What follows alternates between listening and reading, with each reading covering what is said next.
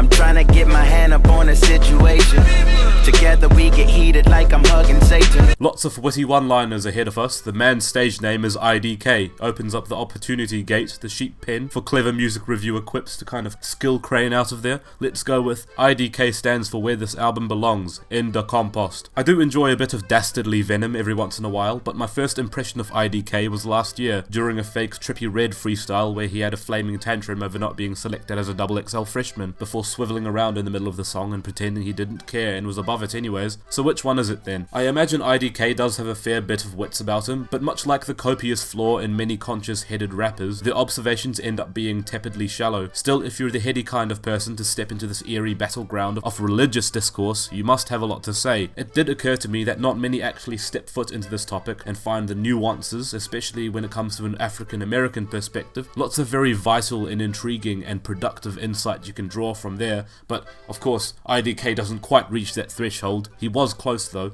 Not really. The beginning of Is He Real leads you in with this wondrous monologue from a child explaining what happens after you die, and the twist ending is that nothing happens. The kid swears, he says the F word, which is shocking. God's not real. I almost didn't hear the second beat come in over the loud clapping sound of my palm against forehead. This is the sort of thing that narrators do when all they have to offer is provocative shock statements instead of any alluring insight, but should I have expected this from IDK?